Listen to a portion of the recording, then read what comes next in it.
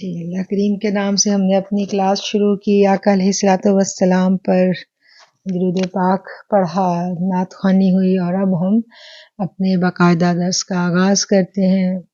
ہمارے کریم آقا علیہ الصلوۃ والسلام جن کی تعلیمات اور جن کی نسبت ہمیں آکسیجن کی طرح ضروری ہے، جس طرح سانس لینا ضروری ہے، اسی طرح تعلق رسول صلی اللہ علیہ وآلہ وسلم کا ہونا ضروری ہے.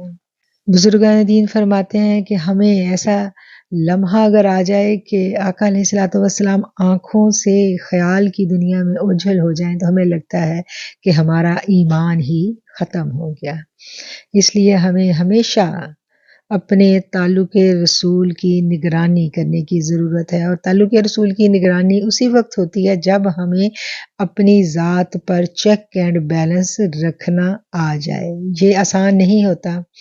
نفس کو کنٹرول کرنا اور روح کو نفس پر غالب لے آنا یہ آسان نہیں ہے. یہ اصل امتحان ہے ایک مسلمان کا، یہ اصل امتحان ہے ایک ایمان والے کا، اور رب سے ملن کی راہ پر یہ بنیادی زیادہ راہ ہے. اگر روح جو ہے وہ غلبہ نہیں پائے گی تو تب تک انسان کامیابی کے سفر پر گامزن نہیں ہو سکتا. اس چیز کو ہم بارہا مختلف انداز میں سمجھتے رہتے ہیں، اور پچھلا لیکچر بڑا اہم تھا اس لحاظ سے کہ 49 ٹائم جو ایک دعا ہم مانگتے ہیں، ہمیں مانگنی سکھائی گئی، ہمارے لیے لازم کر دی گئی کہ ایاک نعبد و ایاک نستعین اہدنا الصراط المستقیم. اللہ ہم تجھ سے مدد چاہتے ہیں، تو ہی ہمارا رب ہے اور تو ہی ہمیں ہدایت دے، سیدھے رستے پر چلا. سورہ فاتحہ کی جو آیات ہیں 7 آیات، وہ ساتوں کی ساتوں آیات ہر نماز میں پڑھنی لازم ہے. وہ اتنی اہم آیات ہیں کہ ان کا اعادہ بار بار کرنا اور بار بار ان کو ریوائز کرنا معنی اور مفہوم کے ساتھ یہ ایک مومن کے لیے لازم ہے. یہ خود آگہی کا سفر ہے، اور اس سفر میں ہم نے بار بار وہی باتیں اپنے آپ کو سمجھانی ہے جو ہمارا نفس ہمیں بھلائے دیتا ہے. تو یقیناً آپ لوگوں نے لیکچر کو سنا ہوگا اور لائیو کلاس بھی آپ لوگوں نے اٹینڈ کی. اس کے بعد جو ہم نے سیکھا اس لیکچر میں کون سا اہم پوائنٹ تھا جس کو پکڑ کر ہم نے غور و فکر کیا، کچھ سوچا، جو کبھی تنہائی کے لمحوں میں ہمیں دستک دیتا رہا کہ یہ کام کرنے والا ہے اور یہ مجھے کرنا ہے اور اس کام میں مجھے کامیاب بھی ہونا ہے. تو شروع میں آپ لوگوں سے ریکویسٹ کروں گی کہ مجھے کچھ بتائیں تاکہ پھر ہم اپنی گفتگو کو آگے بڑھا سکیں. السلام علیکم. وعلیکم السلام. جی راجی جان، بڑی ہی خوبصورت باتیں تھی، میں نے لیکچر سنا تھا الحمدللہ. اور جو مجھے لگتا ہے اس کا سارا ایسا وہ یہی ہے کہ محبت رسول صلی اللہ علیہ وآلہ وسلم کتنی ضروری ہے ہمارے لیے، اور یہ ہم کوئی ان کے احسان نہیں کرتے بلکہ یہ الٹا ہماری اپنی جانوں کے اوپر احسان ہے کہ ہم اپنے آپ کو ہر چیز سے بچا کے تو اللہ اس کے رسول کی محبت میں اور خود کو بچا رہے ہیں. یہ ہم اپنی ہی جان کے اوپر رحم کر رہے ہیں بیسیکلی، اللہ اور اس کے رسول کی اطاعت کر کے. تو اس کے علاوہ آپ نے جو بتایا کہ نیت جو ہے اس کو ہمیں درست رکھنا ہے، اور اللہ سبحانہ تعالیٰ کا جو وہاب نام ہے اس کا آپ نے بڑے خوبصورت بتایا تھا کہ ایسا عطا کرنے والا ہے کہ کسی غرض کے بغیر عطا کرتا ہے، اور یہ تو صرف واقعی صرف اللہ سبحانہ تعالیٰ کی ہے.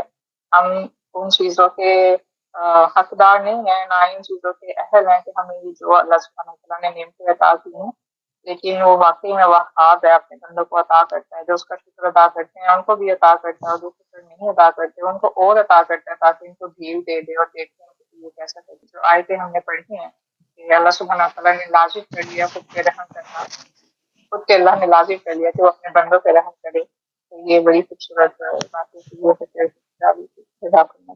زبردست. کون سا کی پوائنٹ تھا جو جس نے آپ کو نوک کیا؟ کوئی یہ خاص پوائنٹ ہے ایسا جس نے آپ کو پکڑا، جس نے آپ کو نوک کیا؟ جی دادی جان، وہی کہ سارا کچھ کرنے کے باوجود یہ بس یہ چیز کہ اللہ سبحانہ تعالیٰ ہر بندے کو ہدایت دے دیتا ہے، ایون کہ اپنے ان بندوں کو بھی جو اللہ کو برا بھلا کہتے ہیں، لیکن اللہ سبحانہ و تعالیٰ اس بندے کو معاف نہیں کرتا جو اللہ کے حبیب کو ناراض کرے یا ان کو تکلیف دے۔ بالکل تو بالکل بالکل اللہ محبت کے معاملے میں جو ہے نا وہ بہت زیادہ ہمیں اللہ کا جو رویہ ہے وہ ایسا نظر آتا ہے کہ اللہ اپنے حبیب کے بارے میں اور پھر آگے حبیب کے دوستوں کے بارے میں اور پھر آگے اللہ اپنے دوستوں کے بارے میں اولیاء کرام کے بارے میں بھی اللہ تعالیٰ جو ہے وہ ہمیں متنبہ کرتا نظر آتا ہے۔ اور آج ہم دیکھتے ہیں جہاں معاشرے میں بہت سارے فتنے جنم لے چکے ہیں، زبانیں بے لگام ہو چکی ہیں، وہاں اللہ کے دوستوں کے بارے میں بھی طرح طرح کی ہرزہ سرائیاں کی جاتی ہیں، استغفر اللہ نعوذ باللہ، اور الفاظ کو پکڑ کے تروڑ مروڑ کے سیدھے الٹے مفہوم جو ہیں وہ نکال کر ان اولیاء کرام کے اوپر تنقید کی جاتی ہے۔ تو ہمیں اللہ کے محبوب آقا علیہ الصلوۃ والسلام کی ذات کے بارے میں جہاں بہت زیادہ مؤدب رہنا ہے، وہاں ہمیں اللہ کے دوستوں کے بارے میں بھی بہت کانشیس رہنا ہے کہ کہیں خدا نہ خواستہ ہم سے کوئی ایسی بے ادبی یا کوئی ایسی لغزش نہ سرزد ہو جائے کہ جس کی سزا بہت بہت بھاری سزا ہے۔ اس لیے ہمیں نہیں پتا کہ اللہ کی مخلوق میں سے کون سا بندہ کس مقام پر ہے۔ آج وہ دور ہے جب ولایت مستور کر دی گئی۔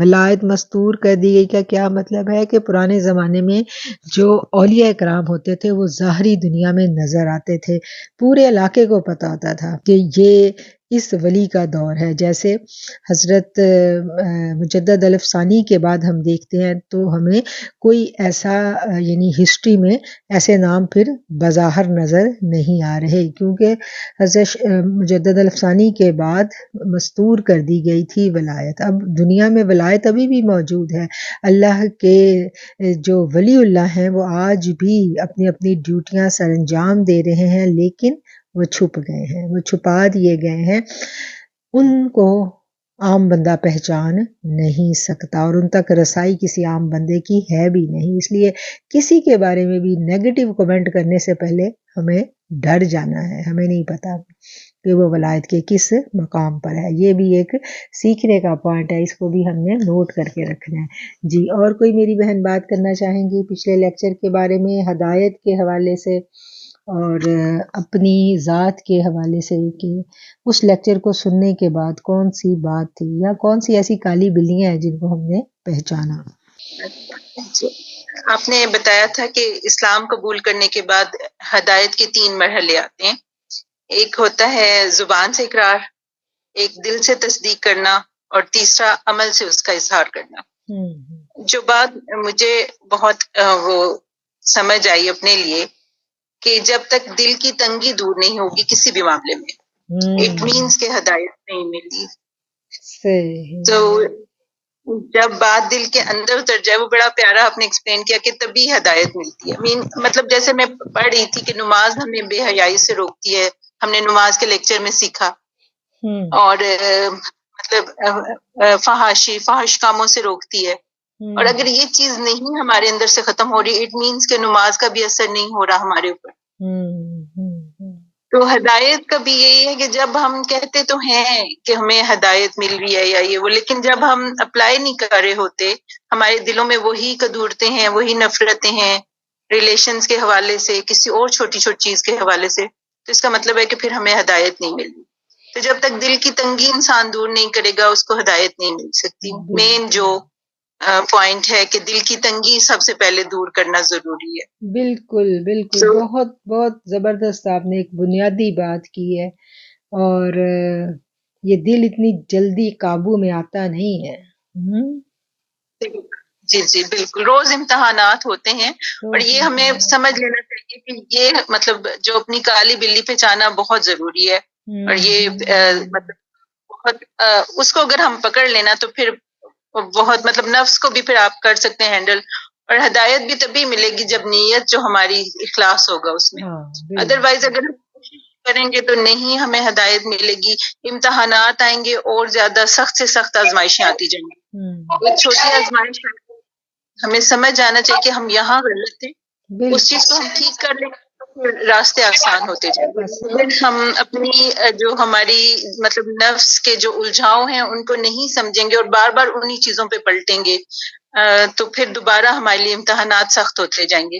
لیکن اگر ہم ان چیزوں کو سمجھ لیں گے، اور یہ مجھے پتا ہے کہ ایک فیز ایسا آتا ہے جب انسان ٹھیک ہو جاتا ہے، پھر زیادہ آزمائشیں آتی ہیں، پھر ان چیزوں کو زیادہ سمجھنا ضروری ہے، پھر ہدایت کا راستہ آسان ہو جاتا ہے. بالکل بالکل. یہ ایسا نہیں ہے کہ ایک ہم نے رٹا لگایا، ایگزام پاس کیا اور بس درجے پہ چڑھ کے ہم بیٹھ گئے. یہ ایسا نہیں ہے. یہ جو چڑھائی جیسے آپ چڑھتے جاتے ہیں نا تو یہ راہ گزر اور مشکل ہوتی چلی جاتی ہے. بالکل. اور جو ہے نا کہ جس نے پہچانا اپنے نفس کو اس نے پہچانا اپنے رب کو. اور نفس کے حملے بڑے شدید ہوتے ہیں اور اس کو نور بصیرت جب تک عطا نہ ہو ہم پہچان نہیں سکتے. بالکل. اور اس میں جو استاد کا احترام ہے وہ بہت ضروری ہے. اور جب تک ہم استاد کا احترام نہیں کریں گے تب تک ہمیں کچھ نہیں مل سکتا. فیض اسی صورت میں ملے گا جب جو ہمارا مینٹور ہے وہ ہمیں ایک چیز سکھا رہا ہے، گوشہ نور سے جڑنا اور ان چیزوں کو مطلب اپلائی کرنا. آپ نے سکھایا ہمیں بہت زیادہ. اب وہ وقت ہے کہ ہم ان کو اپلائی کریں اور سمجھیں. اپنے اندر کی جو ہمارے ہیں، جو برائیاں ہیں یا جو کہہ لیں نفس کے جو الجھاؤ ہیں ان کو سمجھنا آپ نے سکھا دیا ہمیں. اب ان کو پکڑنا اور ان کو درست کریں گے تبھی آگے ہمارے لیے راستے بھی آسان ہوں گے اور ان کو سمجھیں گے بھی. بالکل. ہمارے ٹیچرز نے جو بات ہمیں سکھائی، ہم انہیں کہتے تھے جی بڑا چاہتا ہے جب انسان اس رستے پہ چلتا ہے تو جی چاہتا ہے کہ جھولیاں بھر بھر کے ہم لوٹ رہے ہیں، سب کچھ سیکھ لیں، سب کچھ پڑھ لیں. تو وہ ہمیشہ یہ بات ہمیں سمجھاتے تھے کہ دیکھو علم کہیں سے بھی مل جائے گا لیکن فیض جو ہے اس کے لیے کوئی سینہ چاہیے ہوتا ہے. تو ہم کہتے تھے سینے سے فیض کیسے نکالیں؟ تو وہ فرمایا کرتے تھے کہ سینوں سے فیض صرف اور صرف محبت کے ذریعے منتقل ہوتا ہے. صرف محبت. جہاں محبت میں تھوڑا سا بھی ایک بال آ گیا تو بس محبت کا وہ جو کیا کہنا چاہیے، یہ بڑی خطرناک کالی بلی ہے جو محبت پہ وار کرتی ہے. بالکل. وہ جو کہتے ہیں نا تلکن بازی ویڑا ہے، وہ ایسے ہی ہے. وہ جو تلکن ہے نا، وہ جو اپنی تلکنی ہے نا وہ سمجھنی ہے بس کہ وہ کہاں پھنسے وہ سمجھنے کی ضرورت. بالکل بالکل. بہت زبردست. بہت باریک پوائنٹ بتائے سائمہ جی آپ نے جن کو سمجھنا بڑا ضروری ہے. جی السلام علیکم ورحمۃ اللہ وبرکاتہ. وعلیکم السلام ورحمۃ اللہ وبرکاتہ. میں جو پچھلے ویک کا جو وہ میں نے سنا اور بہت زیادہ اس سے سب سے زیادہ جو مجھے اس نے جو بات کلک کی، جو میرے لیے بھی جو گوشہ نور سے ہمیں فیض بھی ملا الحمدللہ ثم الحمدللہ، اور بعد سے فرمایا کہ جیسے ولایت تو مستور ہو گئی ہے، تو قسمت ہے کہ ہمیں اللہ تعالیٰ نے ایسے ساتھ عطا کر دیے اور جو ہمیں اس راستے پہ لے کے چل رہے ہیں، ہم جیسوں کو ساتھ لگایا ہوا ہے. تو سب سے زیادہ مجھے جو بات اس نے کلک کی کہ اعمال بھی آپ کے ہمارے عبادات کوئی چیز ہمیں وہاں پہ نہیں پہنچا سکتی جہاں آقا کریم علیہ الصلوۃ والسلام کی محبت، اس پہ کوئی کمپرومائز نہیں. اگر اللہ تعالیٰ کے جو مطلب کے بارے میں کوئی ہمیں کمی کوتاہی ہوگی ان کے احکام میں، فرائض میں کچھ ظاہر ہے ہم اتنا تو نہیں، اتنی عبادات بھی نہیں کر سکتے، ہم ایسے اعمال بھی نہیں، ہم تو جیسے گندے گناہگار لوگ ہیں، گناہگار تو برداشت ہو جائے گا، لیکن جس میں اس محبت میں کمی آ گئی تو وہ پھر ہدایت کا حقدار، وہ پھر نفاق میں چلا جائے گا اور پھر وہ سب سے پرلا درجہ ہو جائے گا. اور سب سے زیادہ جو پوائنٹ سمجھ آیا اس میں وہ یہ کہ آقا کریم علیہ الصلوۃ والسلام کی محبت اور اللہ تعالیٰ کے دوستوں کی محبت، جو آقا کریم علیہ الصلوۃ والسلام کے سے محبت کرنے والے ہیں، اللہ سے محبت کرنے والے ہیں، ان کی محبت، ان کے ساتھ جڑ جانا سب سے جو ہے ہدایت پانے کا تیز ترین راستہ یہی ہے. تو نہ انسان عبادات سے وہاں تک، نہ اپنے اعمال سے وہاں تک پہنچ سکتا ہے جہاں محبت انسان کو پہنچا دیتی ہے. ہر چیز کی کمی ہو جائے گی لیکن محبت کی کمیاں ہلکی سی لفظ تک بھی یہاں پہ جو ہے نا اس پہ کمپرومائز نہیں ہو سکتا. یہ ٹاپ لیول کی اور ٹاپ پرائرٹی کی چیز ہے کہ جس میں جو انسان کو ہدایت میں جس میں کوئی پھر شک نہیں رہتا. اگر ہمارے سینے میں آقا کے اسلام کی محبت، اور کیونکہ جو ہم سورہ فاتح شریف پڑھتے ہیں نا تو اس میں ہم کہتے ہیں کہ اللہ تعالیٰ ان لوگوں کے راستے پہ جن پر تو نے انعام فرمایا، اور وہ سب سے پہلے ہمارے پیارے آقا کریم علیہ السلام کی ہستی مبارک ہے، پھر اہل بیت اطہار کرام کی، اور درجہ بدرجہ ایسے ہی جو نیک ہستیاں ہیں، ان کی محبت اور ان کے راستے پہ چلنا۔ اللہ تعالیٰ سے ہم کہتے ہیں نا کہ اللہ تعالیٰ ہمیں ان لوگوں کے راستے پہ چلا، پھر ہم کہتے ہیں کہ ان لوگوں کے راستے پہ نہیں جو گمراہوں کے اور جن پہ تیرا غضب ہوا۔ بس یہ بات سب سے زیادہ پلے سے باندھنے والی ہے کہ جب ہم اس فرق کے راستے پہ چلیں گے اور آقا کریم علیہ السلام کی محبت ایک دم ہمارے سینوں میں ہوگی، تو الحمدللہ انشاءاللہ تعالیٰ اللہ تعالیٰ ہمیں ہدایت کے راستے پہ استقامت عطا فرمائے گا۔ اللہ اپنے حبیب کے صدقے اور اپنے پیاروں کے صدقے بات کرنے کی کوشش ضرور کیا کریں، جب آپ کو بات کرنے کا موقع ملے اٹینٹیو ہو کے کلاس میں بیٹھا کریں، اور بالکل ایسے بیٹھا کریں کہ جیسے ہم سب اپنی ظاہری حیات میں ایک ہی جگہ ایک ہی کمرے میں اکٹھے ہو کے بیٹھے ہیں اور اللہ کا دین سیکھ رہے ہیں۔ جب یہ تصور پک جائے گا تو پھر آپ کو واقعی لگنے لگ جائے گا۔ روحوں کے لیے ویزوں کی ضرورت نہیں ہوتی، روحیں جو ہے نا وہ پرواز میں بڑی زبردست قوت رکھتی ہیں۔ جی السلام علیکم ورحمۃ اللہ وبرکاتہ۔ وعلیکم السلام ورحمۃ اللہ وبرکاتہ۔ پچھلے لیکچرز کے حوالے سے میں بات کرنا چاہوں گی کہ پچھلے لیکچر میں جو ہے وہ مجھے سب سے زیادہ کنفیوژن اسی بات پہ ہوتی تھی اکثر کہ جب ہم کہتے ہیں کہ اللہ جسے چاہتا ہے ہدایت دیتا ہے، تو میں اس چیز کو سمجھ نہیں پاتی تھی۔ تو اس کا آپ نے پچھلی دفعہ بہت اچھا اس کا آنسر کیا تھا کہ نبی پاک صلی اللہ علیہ وسلم کی ذات مبارکہ سے جو بندہ محبت نہیں کرتا اس کو ہدایت نہیں دی جاتی۔ تو بلکہ کفار کے بارے میں بھی آپ نے بتایا کہ جو آپ کی ذات سے بغض رکھتے تھے ان کو ہدایت نہیں دی گئی، اور جو ہے وہ اللہ تعالیٰ کے اس پہ جو ہے وہ صرف مطلب کمپرومائز نہیں کر پا رہے تھے، ان کو پھر ہدایت دے دی گئی۔ مطلب نبی پاک صلی اللہ علیہ وسلم کے ساتھ جب وہ جڑے، جب وہ اسلام میں داخل ہوئے تو انہیں ہدایت مطلب دے دی گئی، لیکن جن کا بغض صرف اور صرف نبی پاک صلی اللہ علیہ وسلم کی ذات مبارکہ کے ساتھ تھا ان کو ہدایت نہیں دی گئی۔ تو یہ ایک پوائنٹ میرے لیے جو ہے وہ ایک نیا اور بڑا اچھا پوائنٹ تھا میرے لیے۔ بالکل، بہت شکریہ اسما تو جی۔ اس لیے میں جو ہے وہ جیسے کہا جاتا ہے نا کہ جیسے ون کے ساتھ زیروز لگاتے جاؤ، آج میں اپنے بیٹے کو بھی اسی طرح سمجھا رہی تھی، میں نے کہا کہ بیٹے ون جو ہے وہ پھر نبی پاک صلی اللہ علیہ وسلم کی محبت ہے، آگے جو زیروز ہیں وہ فرائض ہیں، وہ آپ جتنے زیادہ کرتے چلے جائیں گے اتنی اس کی ویلیو بڑھتی چلی جائے گی آپ کی، لیکن اگر آپ ون ہٹا دیں گے تو اگلے جتنے بھی زیروز آپ لگاتے جائیں اس کا کوئی فائدہ نہیں ہوگا۔ کوئی فائدہ نہیں، کوئی فائدہ تو نہیں۔ ون جو ہے وہ نبی پاک صلی اللہ علیہ وسلم کی محبت ہے، سب سے پہلے آپ کے پاس وہ ہونی چاہیے، لیکن یہ نہیں کہ اس کے بغیر، ٹھیک ہے، اس کے ساتھ آپ جتنا کچھ ایڈ کرتے جاؤ گے اس کی ورتھ اتنی بڑھتی، آپ کی ورتھ اتنی بڑھتی چلی جائے گی۔ بالکل ایسا ہی لیکن اگر آپ ان کو جو ہے ایڈ نہیں کرو گے پھر بھی آپ ون تو ہو، لیکن اگر آپ ون ہٹا دو گے تو اگلے سارے زیروز کا پھر کوئی فائدہ نہیں۔ تو بالکل یہ بات مجھے جو ہے وہ ایک نیا پوائنٹ مجھے اس لیکچر میں سے جو ہے وہ ملا تھا، جس کو میں نہیں سمجھ نہیں پاتی تھی یا اس کو میں الفاظ نہیں دے پاتی تھی۔ بالکل ایسا ہی ہے، بالکل۔ محبت رسول صلی اللہ علیہ وآلہ وسلم بنیاد ہے ان لوگوں کو جو خانہ کعبہ کو مانتے تھے، دین ابراہیمی پر تھے، لیکن انہوں نے آقا علیہ الصلوۃ والسلام کا انکار کیا۔ کعبہ کے متولی تھے، کعبہ کے گرد رہتے تھے، کعبہ کے صحن میں بیٹھا کرتے تھے، گھنٹوں گزارتے تھے وہاں، چڑھاوے چڑھاتے تھے۔ ان سب کو میرے رب نے حکم دے دیا کہ اگر میرے رسول صلی اللہ علیہ وسلم کی اتباع نہیں کرنی تو نکل جاؤ۔ قیامت تک ان کو حدود حرم سے نکال دیا گیا۔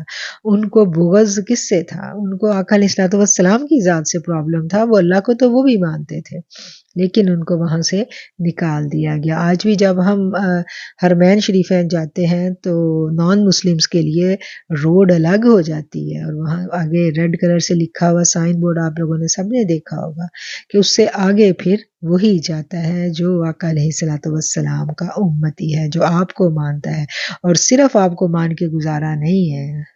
اللہ نے کہہ دیا تمہارا ایمان مکمل نہیں ہونا جب تک تمہیں آقا علیہ الصلوۃ والسلام ہر چیز سے بڑھ کر عزیز نہ ہو جائے، ہر رشتے سے بڑھ کے، ایون کہ اپنی ذات سے بھی بڑھ کے، سب سے بڑھ کے محبت ان سے کرنا ہمارے لیے لازم کر دیا گیا، لازم ہے، اس سے آگے کچھ نہیں ہے۔ بس پہلی جو آپ نے یہ بات کی زبردست پوائنٹ ہے کہ ایک جو ہے نا وہ ہوگا تو سارے زیرو کام آئیں گے. اگر ادھر دل میں بغض ہے یا ادھر محبت نہیں ہے تو پھر کوئی عبادت بھی مقبول نہیں ہو سکتی بارگاہ الہی میں. تو یہ محبت اللہ تعالیٰ قائم رکھے اور اس محبت کو بڑھوتی دیتا رہے. اور اسی محبت کے بارے میں جو ہمارے اساتذہ کرام ہمیں سمجھایا کرتے تھے کہ فیضان تو ہر وقت بٹ رہا ہے، روضہ مبارک سے ہر وقت بٹ رہا ہے. ہماری جو حیثیت ہے وہ ایک آئینے کی سی ہے. جیسے آئینہ سورج کے آگے رکھ دیا جائے تو پھر کیا ہوتا ہے، جیسے آئینہ سورج کے آگے رکھیں تو آئینہ جو ہے وہ اپنا عکس آگے منتقل کرتا ہے. ایسے ہی جو اللہ کے دوست ہیں، جو اللہ کے ولی اللہ ہیں، جو نبی کریم صلی اللہ علیہ وآلہ وسلم کی محبت میں لبریز دل رکھتے ہیں، وہ بھی ایک آئینے کی مانند ہو جاتے ہیں. جیسے آپ آئینے کو دیکھو تو آئینے کا عکس آپ پر پڑے گا، ایسے ہی انہوں نے اپنے آپ کو آقا کی محبت میں ایسے بھگو لیا ہوتا ہے کہ پھر آپ ان کو دیکھتے ہیں تو آپ کے اوپر بھی اس محبت کا عکس پڑ جاتا ہے. محبت جو ہے یہ محبت والوں کی صحبت سے ملتی ہے. محبت کے لیے ہمیں صحبت کی بڑی ضرورت ہے. جب ہم صحبت اختیار کر لیتے ہیں تو پھر ہمیں یہ محبت جو ہے نا ایسے ہمارے اوپر منتقل ہوتی ہے. یہ کل بھی ہم بات کر رہے تھے نا کہ ہمیں نظر بد پر بڑا یقین ہے. ہم کہتے ہیں کہ ہمیں نظر لگ گئی، ایول آئی کے لیے ہم لوگ پڑھائیاں بھی کرتے ہیں، دم بھی کرتے ہیں، اور ایول آئی سے بچنے کے لیے جن کی بری بری نظریں ہیں ان سے بچنے کے لیے ہم بڑا یعنی احتیاطی تدابیر بھی کرتے ہیں. اپنے بچوں کو بھی سمجھاتے رہتے ہیں کہ دیکھو ان کے آگے شو آف نہیں ہونا، ان کی بڑی بری نظر ہے، نظر لگ جائے گی. تو دوسری طرف آپ دیکھیں ایک فیضان والی نظر بھی ہوتی ہے. تو جب اللہ کے دوستوں کی نظر کسی پر پڑ جاتی ہے نا تو پھر اس کی بھی حیات بدل جاتی ہے. تو اس لیے ہمیں ان لوگوں کی تلاش میں رہنا چاہیے کہ جن پر اللہ کا کرم ہے، اور جن پر اللہ کا کرم ہے ہمیں پتہ چل جائے تو پھر ہمیں کوشش کرنی چاہیے کہ ہم ان کی نگاہوں میں رہیں، کیونکہ ان کی جیسے ایول آئی کی آنکھوں میں وہ تاثیر ہے نا، وہ آگ لگاتی ہے، اسی طرح فیضان والے کی آنکھ میں تاثیر ہوتی ہے. وہ جس کی طرف دیکھ لیتا ہے اس کا دل بدل جاتا ہے. تو یہ ایک بڑا کی پوائنٹ ہے جو میں آپ لوگوں کو بیان کر رہی ہوں. اس چیز کو ہم نے سمجھ لینا ہے. ہمیں اپنے آپ کو، اپنے بچوں کو یعنی ان لوگوں سے ضرور دعا کے لیے کبھی لے جانا چاہیے کہ یہ میرا بچہ، اس کے لیے آپ دعا کر دیں. ان لوگوں کی نظر میں ہمیں رہنا چاہیے، کہیں نہ کہیں کسی نہ کسی اللہ والے سے جڑے رہنا چاہیے تاکہ نظروں سے جو فیضان ہے وہ کسی نہ کسی طرح ہماری ذات میں منتقل ہو جائے. تو یہ بات بھی ہے، ایک کرنے کے کاموں میں سے ایک کام ہے، اور یہ بھی ایک کی پوائنٹ ہے. اور مجھے ان کا مائک یہ ریز ہینڈ نظر آ رہا ہے. جی السلام علیکم ورحمۃ اللہ وبرکاتہ. وعلیکم السلام ورحمۃ اللہ وبرکاتہ. جی وعلیکم السلام. جی وادی جان، ماشاء اللہ سے ابھی ریسنٹ بات چل رہی ہے کہ ایول آئیز اور جو فیضان نظر ہے، اس کا تو عملی مظاہرہ الحمدللہ آپ کی زیر سرپرستی، زیر نگرانی جو بڑی 11ویں شریف کی محفل تھی، اس میں یقیناً بہت ساری بہنوں نے محسوس کیا ہوگا کہ جب آپ دعا مانگ رہی تھی تو بالکل ایسے لگ رہا تھا کہ ہم سرکار غوث اعظم کے دستگیر شیخ عبدالقادر جیلانی رحمۃ اللہ علیہ کے حضور حاضر ہیں، کھڑے ہیں، آپ نے بھی ہاتھ باندھے ہوئے اور ہم لوگ بھی. وہ عجیب کیفیات تھی، مطلب کہ وہ جو بہت تسبیحات کر کے بھی اس طرح سے وہ لمحات یا وہ کیفیات نہیں ملتی جو اس دن تھی آپ کی دعا میں. اور پھر وہ ایسے تھا کہ وہ جیسے وہ کیفیت ختم ہی نہیں ہو رہی تھی کہ بس یہ تھا کہ وہی شدت سے بس روتے ہی چلے جائیں کہ واقعی ایسا ہو گیا کہ وہ جو سورہ مزمل اللہ پاک فرماتے ہیں کہ واجرہم ہجرا جمیلا، تو وہ ہجرت کر جاؤ جو خوبصورت ہجرت ہے. تو اس دن آپ نے وہ خوبصورت ہجرت کروا دی اور وہ سارے فاصلے سمٹ گئے، اور وہ مالک بہت جزائیں دے آپ کو وجہ. اور جو آج کے ٹاپک کے حوالے سے والی جان مجھے سیکھنے کو ملا، وہ میں لاسٹ لیکچر نہیں سن پائی تھی، لیکن آج جیسے ہی آپ کا حکم ہوا کہ وہ سنیں، پھر اس کو کوشش کی سننے کی، تو اس میں یہی چیز ہے کہ مطلب یہ ہے نا کہ ربنا لا تزغ قلوبنا بعد اذ ہدیتنا، تو اس کے ہم نے یعنی کہ جو پریکٹیکل ہے نا اس کو ہم دیکھیں کہ وہ کیسے، یعنی کہ ہم ہدایت، جیسے میں بہت غور و فکر کرتی رہی کہ اس میں تھا یہ فرمان، آپ نے یعنی ایسے کہا تھا کہ وہ جب اللہ والوں میں ہوتے ہیں تو وہ ان کی بات کرتے ہیں، لیکن وہ جیسے ہی منافقین میں بیٹھتے ہیں تو وہ کہتے ہیں کہ جی ہم تمہارے ساتھ ہیں۔ تو میرے دل میں بار بار یہ کوشچن آ رہا تھا کہ نا وہ منافقین تو سرکار پاک صلی اللہ علیہ وسلم کے دور میں تھے، تو اب یعنی کہ ہم لوگ کیسے ان کے ساتھ بیٹھ سکتے ہیں، یا منافقین کیسے، وہ گروہ کون سا ہے یہ اس طرح سے؟ تو پھر آپ ہی کی باتوں کو سن کے تو وہ ایسے لگا کہ یعنی جس طرح سے ہم دیکھتے ہیں کہ خواتین صبح صبح نماز پڑھ کے ویسے تسبیحات ہاتھ میں پکڑی ہوتی ہیں، لیکن پارک وغیرہ میں واک کے لیے آ رہی ہوتی ہیں، بٹ میں نے دیکھا ہے کہ وہ یعنی جہاں بیٹھ جاتی ہیں نا وہ استغفر اللہ، یعنی کہ وہاں سے گزرتے ہوئے بھی بہت زیادہ گھن آ رہی ہوتی ہے کہ یار یہ راؤنڈ کے دوران یہاں بھی نہ بندہ گزرے بھی نہ یہاں سے، کہ وہ سانسیں جو ہے نا کی بہت زیادہ وہ کر رہی ہوتی ہے، اور اگر کوئی بہوؤں کا گروہ ہے تو وہ ساسوں کا، ایون کی لوگ شوہروں کا بھی کر رہے ہوتے ہیں، یعنی ہاتھ میں تسبیحاں ہیں، لیکن جو سرکار پاک کا ایک جو فرمان ہے کہ عبادت کرنی ہے اور پھر یعنی کہ پردہ پوشی کرنی ہے، اور ساس ہونے کے ناطے بہوؤں کی اصلاح کی جائے، بہو ہونے کے ناطے یعنی کہ ادب کیا جائے، ساس کا احترام کیا جائے، اور شوہر کا مقام تو پھر بہت ہی زیادہ اعلیٰ ہے۔ تو یہ سرکار کے فرمودات ہیں، فرامین ہیں، لیکن ہم یعنی کہ جب جائے نماز پہ ہیں تو کہتے ہیں کہ ہم سے نیک کوئی نہیں ہے، بٹ جب ہم ادھر جاتے ہیں اس طرح کے گروہ میں تو پھر استغفر اللہ عجیب کہہ کے اور عجیب باتیں اور وہ سارا سلسلہ، تو پھر ہم بھول جاتے ہیں کہ ہم ہدایت یافتہ امت ہیں، اور ہمیں ان چیزوں سے منع فرمایا گیا ہے، اور واضح کہا گیا ہے کہ عورتیں جو ہیں وہ چغل خوری کی بنا پر زیادہ جہنم میں جائیں گی۔ اس کے باوجود ہم مطلب اس قدر خواتین اس ٹائم بھولی ہوئی ہوتی ہیں، اور اگر کبھی کسی کو غلطی سے کہہ دینا کہ آنٹی جان ہاتھوں میں تسبیحاں ہیں، تو ہمیں چاہیے کہ ہم ایسی باتوں سے اوائڈ کریں، اللہ ناراض نہ ہو جائے، ہمیں ایسی بات نہیں کرنی چاہیے۔ وہ آگے سے کہ ٹونٹ مار دیتے ہیں کہ جب تم پر یہ وقت آئے گا تو دیکھیں گے، یا یعنی کہ وہ ہمیں برا سمجھنے لگ جاتے ہیں نا کہ یہ تم اپنے درس اپنے پاس رکھو۔ تو ہمیں اس اینگل سے بھی یہ چیزوں کو دیکھنا ہے کہ ہم بھول جاتے ہیں کہ ہم اس ٹائم کیا ہم ہدایت یافتہ ہیں، ہم کر کیا رہے ہیں، ابھی ہم مصلی سے اٹھ کے آئے اور ابھی ہم کیا کر رہے ہیں۔ پھر اسی طرح گھر کے معاملات ہیں، تو باجی جان میرے ابو جی فرمایا کرتے تھے کہ بیٹا عورت جتنی مشقت والی زندگی گزارتی ہے نا، اور جتنی خدمت گزاری والی زندگی گزارتی ہے، یہ تو یعنی کہ بہت مردوں سے بہت آگے ہے، بہت آگے ہے، لیکن یہ مار پتہ ہے کہاں سے کھاتی ہے؟ حسد کی وجہ سے۔ یعنی جب یہ بھابھی بنتی ہے تو نند سے حسد کرتی ہے، نند ہوتی ہے تو بھابھی سے، دیورانی ہے تو جٹھانی سے، جٹھانی ہے تو دیورانی سے، ساس بہو سے، بہو ساس سے۔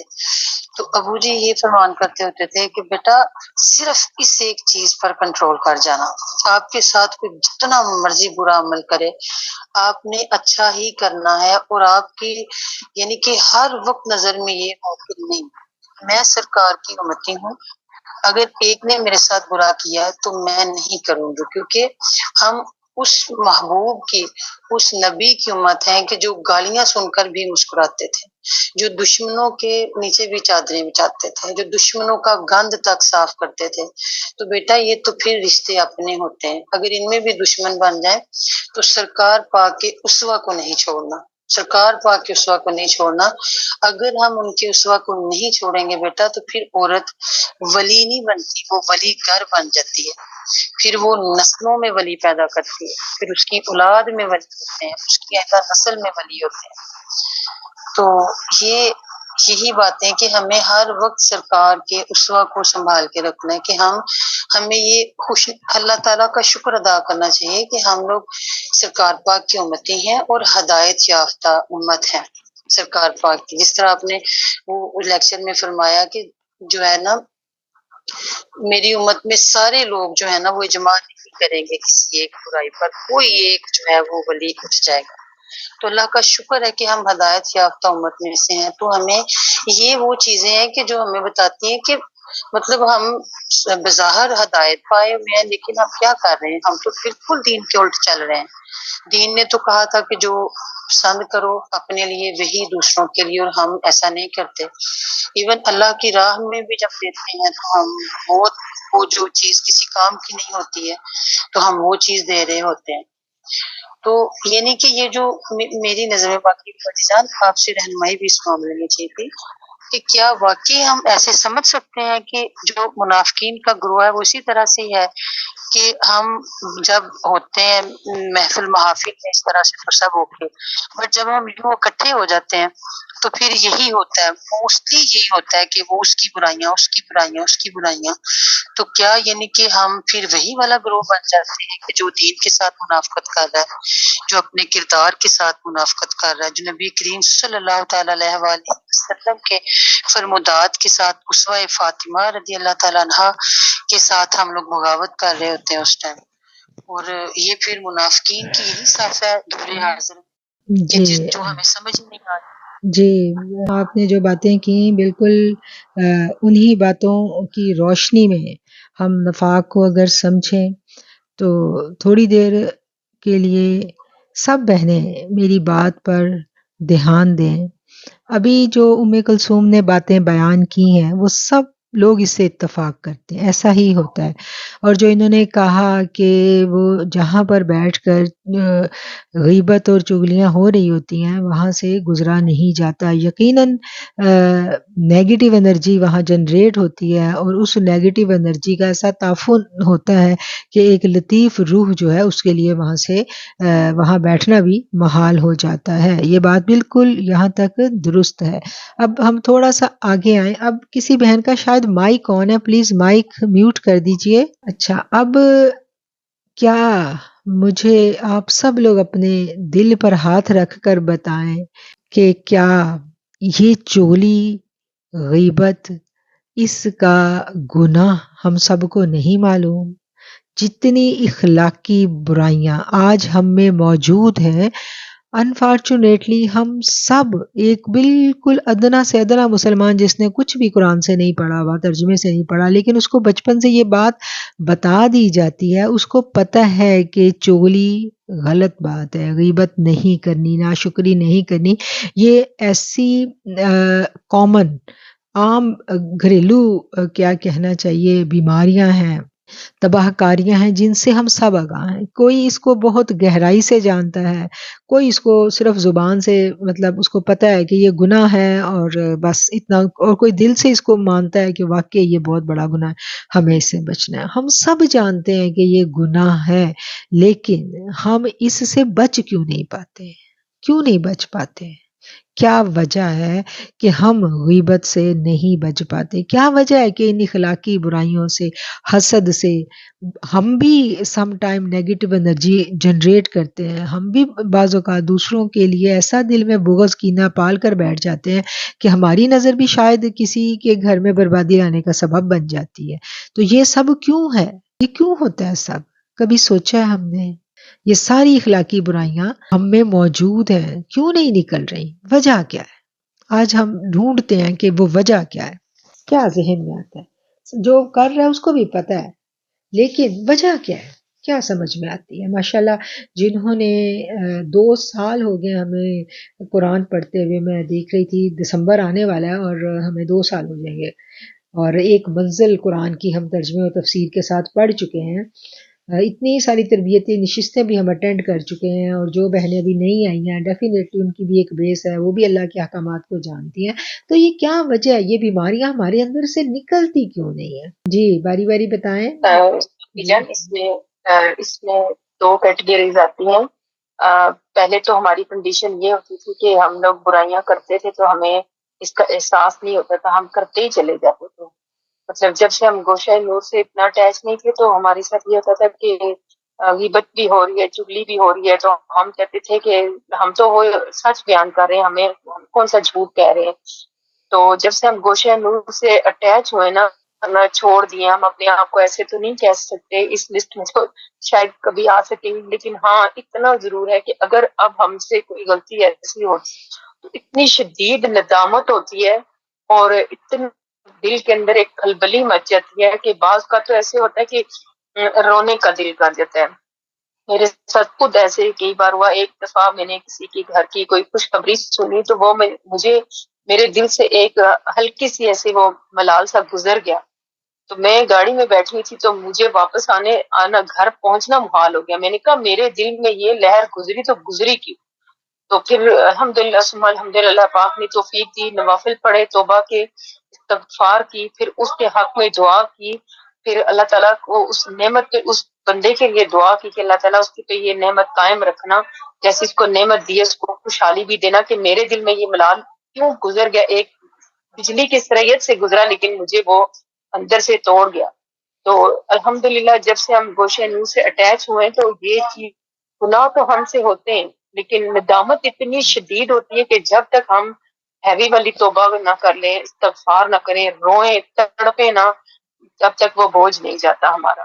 تو یہ فرق تو ضرور پڑا ہے، لیکن یہ ہم نہیں دعویٰ کر سکتے کہ ہم نے سب کچھ چھوڑ دیا، لیکن اتنا ضرور ہے کہ گناہ کر کے ہمیں اندر بہت تڑپ لگ جاتی ہے. وہ ہمیں اتنا رکھتا ہے کہ ہم کہتے ہیں کہ ہم مر جاتے لیکن ایسا نہ کرتے، ہم سے کیوں ہو گیا. لیکن اللہ جانے پھر بار بار پھر بھی کچھ نہ کچھ ایسا ہو جاتا ہے. لیکن ایک یہ بھی ہے کہ بعض وقت ایسے ہوتا ہے انسان سے خطا بہت بڑی سرزد ہو جاتی ہے، لیکن جب ہم اللہ کی طرف رجوع کرتے ہیں نا وہ خطا کر کے، تو وہ جو لمحہ ہوتا ہے کہ جب ہم اللہ تعالیٰ کی طرف لوٹ کے آتے ہیں کہ اللہ میں نے گناہ کر دیا، اب میں تیری بارگاہ میں آدمی سجدہ میں سر رکھ کے جب ہم معافی مانگتے ہیں نا تو وہ بھی ایک الگ منظر ہوتا ہے. وہ پہلے یہ لذت ہمارے پاس نہیں تھی. بے شک ہم مطلب میں آپ کو بتاؤں نا، لیکن گوشہ نور کے ساتھ پھر ہم جب غلطی ہو جاتی ہے نا تو پھر ہم کہتے ہیں باجی جان نے ہم سے کیا کیا مطلب ہمیں تربیت کی تھی. اگر ہم اس راستے پہ چلیں گے تو ہماری مینٹور ہے، ہماری استاد ہیں. تو اگر جب ہمیں آپ کا اتنا زیادہ لحاظ آتا ہے تو ہمارا آپ سے آگے ہمارے آقا کریم بھی تو ہے نا، ہمارا رب بھی تو ہے نا، ان کا بھی ہمیں مطلب اتنا ہی لحاظ. تو وہ پھر جب سوچتے ہیں نا تو پھر دل میں بہت گڑبڑ شروع ہو جاتی ہے. پھر بچے کے پاس دل نہ نیند آتی ہے نہ سکون آتا ہے جب تک رجوع نہیں کر لیتے. بس اتنی مجھے سمجھ آئی ہے اور اس سے زیادہ مجھے نہیں سمجھ آئی. الحمدللہ الحمدللہ الحمدللہ، زبردست، بالکل ٹھیک کہا آپ نے جی. السلام علیکم. وعلیکم السلام جی. کی بات کو آگے کروں گی کہ جس طرح سے ہم لوگ صبر اور برداشت میں سے ہمیں چاہیے کہ صبر کو چنیں، اسی طرح حسد اور رشک میں سے ہم لوگ اگر رشک کی طرف کو دھیان دیں، ایک نیچرل فیلنگ ہے، اگر ہم حسد کو رشک میں بدل لیں، اگلے کے لیے دعا کریں اور اللہ سے خواہش کریں کہ اللہ پاک ہمیں بھی اس ایسی بہتر چیز سے نواز دے، تو ہم انشاءاللہ تعالیٰ اپنے حسد پر قابو پا سکتے ہیں. اور میرا خیال یہ ہے کہ ہم لوگوں نے سمجھا نہیں تھا قرآن پاک کو، ہم نے اپنے آپ کو یہ سمجھا ہوا تھا کہ ہم لوگ چونکہ پیدائشی مسلمان ہیں تو ہم لوگ آلریڈی کمفرٹ زون میں ہیں، لیکن جو ہماری یہ برائیاں ہیں یہ ہمارے ایمان کا لیول کم کر دیتی ہیں. تو میرے خیال میں جو ہے نا، میرے لیے کالی بلی و اللہ کی مخلوق کو بے عیب دیکھنا بہت مشکل ہے. میں اس سے تو نہیں قابو پا سکی، لیکن یہ ہوتا ہے کہ جب میں کسی کا عیب یاد کرتی ہوں نا تو ساتھ ہی میرے دل میں ان کی ایک دو اچھائیاں بھی اب اجاگر ہونے لگ جاتی ہیں. الحمدللہ الحمدللہ، اللہ کا یہ شکر ہے کہ میں یہ کہوں کہ میں برائیوں سے بچ گئی ہوں، کسی برائی کرنے سے وہ بچی تو نہیں ہوں، لیکن ساتھ ہی کوشش تھوڑی سی ذرا شروع کی ہے کہ جو برائی ایٹ لیسٹ جو بندہ کو میں اوائڈ کر سکتی ہوں ڈسکس کرنا، اس کو ڈسکس کرنا ذرا کم کر دیتی ہوں. کوشش تھوڑی سی ہلکی سی کوشش کی ہے. تو میرا ہم اصل میں یہ کبھی سمجھا ہی نہیں تھا کہ یہ جو چیزیں ہیں ان سے ہمارا جو ایمان کا لیول ہے وہ گھٹتا ہے. تو اللہ کی مخلوق کو بے عیب دیکھنا بہت مشکل ہے، ناممکن نہیں ہے، کوشش کرے تو اب بے عیب تو نہیں دیکھنا، یہ تو نہیں ہے کہ میں بے عیب دیکھنے لگ پڑی ہوں، لیکن ان کی جس وقت میں کسی کی برائی کرتے ہیں تو ساتھ ہی ایک دو اچھائیاں بھی یاد آ جاتی ہیں اور کوشش کرتی ہوں کہ جس بندے سے کسی کی برائی کر رہی ہوں اس سے پھر کہتی ہوں کہ اس میں یہ ایک دو اچھائیاں بھی موجود ہیں. بالکل. یہ اتنی بڑی بڑی کالی بلیاں نہیں، یہ بڑے بڑے کالے بلے ہیں ہماری زندگی کے، جو ہمیں آگے بڑھنے ہی نہیں دیتے. اور اس کے لیے ہم اپنی شعوری کوشش جہاں کرتے ہیں وہاں اذکار سے بھی ہمیں مدد لینی ہے. اور اگر کوئی بیماری جیسے بہت زیادہ بعض لوگوں کے مزاج میں بہت زیادہ حسد ہوتا ہے، وہ چاہتے ہوئے بھی اس سے نہیں نکل پاتے، کوشش بہت کرتے ہیں، تو اس کے ساتھ پھر جو اذکار ہے اس سے مدد لی جاتی ہے. جیسے اگر بہت زیادہ مخلوق کے بارے میں آپ کے دل میں خیال رہتا ہے، رشتوں کے بارے میں آپ بہت زیادہ کانشیس رہتے ہیں، اور ایسی کانشیسنس جو آپ کو اللہ سے دور کر رہی ہے، تو اس کے لیے سورہ اخلاص کا ورد بہترین ہے. جب ایسا گمان بھی پیدا ہو تو سورہ اخلاص پڑھیں اور اللہ الصمد پر فوکس کر کے اس کی تکرار کریں کہ اللہ تو بے نیاز ہے، اللہ تو بے نیاز ہے. تو جب ہم ان اللہ الصمد کی تکرار کرتے ہیں تو اس اسم کی یہ تاثیر ہے کہ یہ ہمارے اندر بھی مخلوق سے بے نیازی پیدا کر دیتا ہے. تو جن لوگوں کو، کچھ لوگوں کو مطلب وہ اس چیز میں بے بس ہوتے ہیں، وہ کہتے ہیں ہم جان چھڑوانا چاہتے ہیں مخلوق سے یا حسد سے، ہم ان سے بے نیاز ہونا چاہتے ہیں لیکن ہو نہیں پاتے. تو وہ ان کے لیے یہ ٹپ ہے، اور یہ بڑی زبردست ٹپ ہے کہ اللہ الصمد کا ورد کریں، سورہ اخلاص فوراً پڑھیں.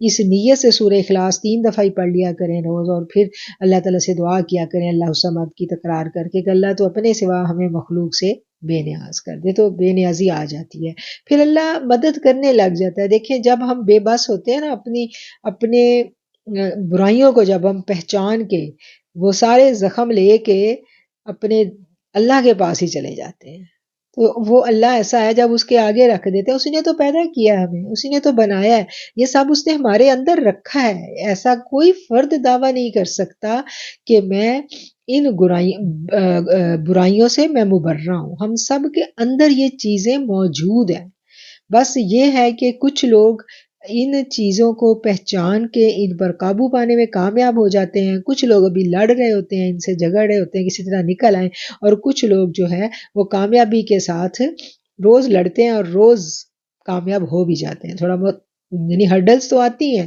لیکن یہ ہے کہ پھر ان کو مینیج کرنا آ جاتا ہے اور بندہ سیکھ لیتا ہے، اور پھر اللہ کی مدد بھی آ جاتی ہے، بے نیازی پیدا ہونے لگ جاتی ہے. بہت ساری بہنوں نے مجھے، جن کو میں نے اللہ الصمد کا بتایا، سورہ اخلاص کا بتایا، انہوں نے مجھے اب آؤٹ پٹ دینا شروع کی ہے کہ جب سے ہم نے یہ ٹپ آپ نے بتائی تھی تب سے باجی ہمیں بہت فرق پڑا ہے، بہت فرق پڑا. اور مجھے بڑی خوشی ہوتی ہے کہ دیکھیں تھوڑی سی کوشش کی تو ہم نکل گئے. یہ قبیح بیماریاں، یہ چھوٹی بیماریاں نہیں ہیں، یہ بہت بڑی بیماریاں ہیں. جی اب ہماری جن بہنوں نے ریز ہینڈ کیا ہوا تھا کدھر گئی وہ دو؟ جی میں بس یہ کہنا چاہ رہی تھی کہ جب تک ہم اپنے اندر کے نفاق کو نہیں پہچانیں گے ہماری روحانی بیماریاں نہیں ختم ہو سکیں گی. مجھے تو یہ لگتا ہے کہ جیسے ہم کہتے ہیں نا کہ ایک انگلی دوسری طرف اشارہ کرتی ہے تو 4 انگلیاں اپنی طرف کرتی ہیں. بالکل تو مجھے لگتا ہے کہ وہ ہر فرد اگر اپنے اوپر کوشش کرنا شروع کر دے، اپنی کالی بلیوں کو پہچانا اور اس کی اصلاح کرنی شروع کر دے، تو یہی ہے. کیونکہ میں نے پریکٹیکلی یہی دیکھا کہ جب میں نے اپنے اندر کے نفاق کو سمجھا اور اپنی جو میری برائیاں ہیں، روحانی اخلاقی برائیاں، ان کو ختم کیا، تو الحمدللہ میرے لیے آسانیاں ہونے لگ پڑی. اللہ کا بڑا کرم ہے. اور وہی بات ہے، تربیت کے بعد یہ پاسبل ہوا ہے. کوشش تو بہت انسان ظاہر ہے شروع سے بچپن سے پڑھتا ہے اور کرتا ہے اور کرتا ہے، لیکن تربیت کی بہت ضرورت ہے، اور یہ تربیت سے ہی پاسبل ہوا ہے. اس کے بغیر ناممکن مجھے، میرے لیے جو مجھے سمجھ آئی اپنی. جی بالکل ایسا ہی ہے. اور تصوف میں ہم نے یہ بات پڑھی تھی، جو پرانے ساتھی ہیں یقیناً وہ تو اس سبق کو گاہے بگاہے مجھے لگتا ہے ریوائز بھی کرتے رہتے ہیں. میں آپ لوگوں کے جب منہ سے سنتی ہوں تو مجھے اچھا لگ رہا ہوتا ہے. میں نے کہا یہ اپنا سبق ریوائز کر رہے ہیں کہ مخلوق کو بے عیب دیکھو. تو جو نئے ساتھی ہیں انشاءاللہ ان سے بھی ان کو بھی میں یہ کہوں گی کہ آپ لوگ جو تصوف کے فولڈر میں جائیں اور تصوف کے لیکچر ضرور سنیں. بہت ساری بنیادی باتیں آپ لوگوں کو سمجھ میں آئیں گی، اور جو سوچ کا دھارا ہے وہ یقیناً ایک درست سمت اختیار کر لیتا ہے. ہم اپنے اصلاح باطن پر کوشش کر رہے ہیں اور اپنے آپ کو سدھارنا آسان نہیں ہے.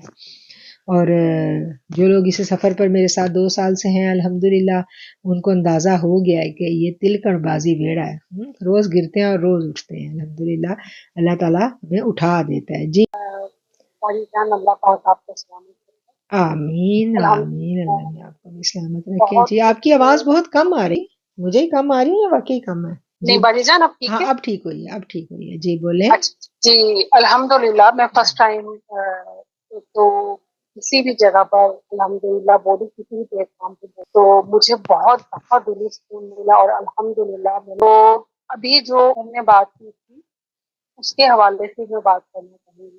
جی جی ایک تو ہدایت، ابھی جو آپ نے لاسٹ لیکچر تھا اسی کے حوالے سے میں بات کروں کہ جو ایسی باتیں ہم روزمرہ جو عورتیں ہوتی ہیں ہمارے معاشرے میں جو خرابیاں ہیں کیوں ہیں، وہی جو لاسٹ لیکچر آپ نے دیا تھا کہ ہدایت آپ نے کہا جیسے بتایا تھا کہ وہ ہم زبان سے اقرار کرتے ہیں، دل سے تصدیق کرتے ہیں اور عمل سے اظہار کرتے ہیں. تو میرے خیال میں کہ ہمارا جو ایمان ہے وہ صرف عمل زبان کی حد تک ہی ہے، ابھی دل کی تصدیق باقی ہے اور پھر اس کے بعد پھر عمل آتا ہے. تو یہی کمیاں ہیں کہ وہ جو عورتیں ہیں یا ہمارے روزمرہ کی زندگی میں جو کمی بیشی جو ہمیں نظر آتی ہے ہمارے ایمان کی کمی ہے، بہت زیادہ ایمان کی کمی. اور دوسری بات بڑوں کا احترام، یا شاید جو ہماری تعلیم ہے وہ ہمیں جو بڑوں کا احترام ہم نہیں کرتے، جو بڑوں کے سامنے میں اپنی روزمرہ کی زندگی میں خود دیکھتی ہوں کہ بچے کس طریقے سے بات کرتے ہیں، یا بعض اوقات ہماری عبادت کا اتنا زیادہ وہ ہم غرور آ جاتا ہے یا وہ جی ہمارے جی سر چڑھ بالکل جاتی ہے کہ بالکل سریا جی آپ بالکل ٹھیک کہہ رہی ہیں، اور یہ ساری باتیں ہم اپنے تصوف کی جو کلاسز ہیں ان میں ڈیٹیل کے ساتھ ڈسکس کر چکے ہیں. تو آپ لوگ ماشاءاللہ نئے آئے ہیں تو میں آپ لوگوں سے کہوں گی کہ آپ لوگ ضرور وہ لیکچر جو ہیں وہ ایک ترتیب سے سننا شروع کریں. اور پہلے جی آپ تصوف والے لیکچر ایک ترتیب سے سنیں اور اس کے بعد پھر رب سے ملن کی راہیں ایک ترتیب سے سنیں، تو انشاءاللہ آپ لوگوں کا جو کانسیپٹ ہے نا وہ اس بارے میں تھوڑا سا مزید کلیئر ہو جائے گا انشاءاللہ. بہت جی شکریہ، انشاءاللہ. جزاک اللہ آپ سب کا. اور اب میں کہوں گی اپنی بہن سے جنہوں نے دعا کروانی ہے وہ آ جائیں.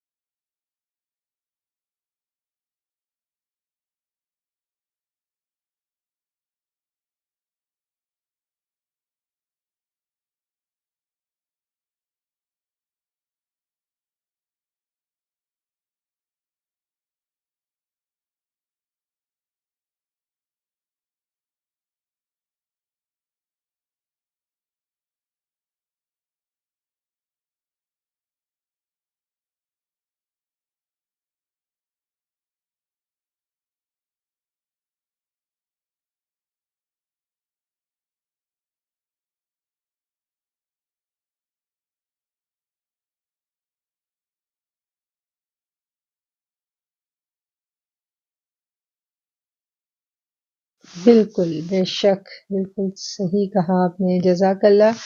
بہت زبردست پوائنٹ آپ نے بھی اٹھایا، اور یہ وہ باتیں ہیں جو ہمیں جن کا بار بار جن کو ریوائز کرنے کی ضرورت ہے.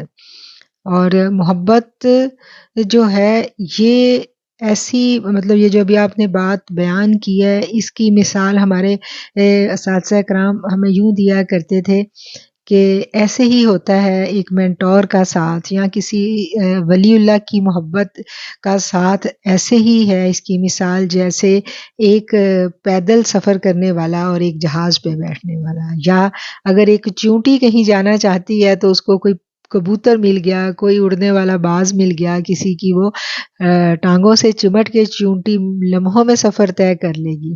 اور ایک چیونٹی جو ہے وہ خود سے کہتی ہے کہ بھئی میں نے خود سے کرنا ہے، تو وہ چلتی ہے، پھر وہ تو برسا برس لگ جائے. یہ تو ریاضت اور کوشش ایسے ہی ہے، پیدل سفر. اور محبت والوں کا ساتھ اگر مل جائے تو ایک بھی ولی اللہ کی جو روح ہوتی ہے، اس کی جو پرواز کی قوت اس کو اللہ دیتا ہے، اس قوت کے ساتھ ایک روح میں اتنی پاور ہوتی ہے کہ وہ اور بہت ساری ارواح کو لے اڑتی ہے. آپ نے دیکھا ہوگا کہ سم ٹائم ہم کسی اللہ والے کی کا کلام سنتے ہیں، یا کسی ہمیں موقع مل جاتا ہے کسی بزرگ کے ساتھ کسی محفل کو اٹینڈ کرنے کا، تو وہاں پر بھی ہمیں یوں لگتا ہے کہ جیسے ہم آنکھیں بند کیے ان کی دعا میں ہی اگر ساتھ بیٹھے ہیں، تو اگر وہ بیت اللہ شریف میں کھڑے ہو کے دعا مانگ رہے ہیں تو ان کی روح کو اللہ اتنی قوت پرواز دے دیتا ہے کہ جتنے شرکا ہوتے ہیں محفل کے، وہ سارے کے سارے ان کے ساتھ اسی جگہ بیت اللہ شریف پہنچ جاتے ہیں. اور جو دیکھنے والے ہیں ان کو نظر بھی آنے لگ جاتا ہے کہ ہم تو بیت اللہ شریف میں کھڑے ہیں یا ہم روضہ مبارک پر کھڑے ہیں. تو ایسے تجربات میں سے کبھی نہ کبھی ہم لوگ زندگی میں گزرے ہوتے ہیں، لیکن ہمیں سمجھ نہیں ہوتی. تو وہ حقیقت کیا ہے؟ حقیقت یہی ہوتی ہے کہ اس بڑی روح کی پرواز کے ساتھ، کیونکہ وہ روح بھی کہیں نہ کہیں منسلک ہوتی ہے، اور یہ تمام جو سلسلہ ہے یہ جو سلاسل کے ساتھ منسلک ہوتے ہیں، کہا جاتا ہے کہ یہ جو سلاسل کے ساتھ منسلک ہوتے ہیں ان کا جب فیضان بٹتا ہے تو پھر اسی طرح بٹتا ہے، کیونکہ ہر سلسلے والے کا ہاتھ جو ہے وہ اپنے مرشد کے ہاتھ میں ہوتا ہے، اور پھر آخری ہاتھ جو ہے ہم دیکھتے ہیں مولا علی کا ہاتھ ہے. اور جو مولا علی کا ہاتھ ہے، پھر میرے آقا نے کہہ دیا من کنت مولا، ہاں کہہ دیا نا حضرت علی کے بارے میں. وہ کتنی خوبصورت وہ جو بات ہے وہ ہم تک پہنچتی ہے کہ من کنتو مولا ہم پڑھتے ہیں نا وہ، تو بس پھر آپ کو پہنچا دیا جاتا ہے. اور یہ سارے کا سارا سفر جو ہے یہ محبت کے بنا طے نہیں ہوتا. جی اب کون سی بہن بتائیں گی؟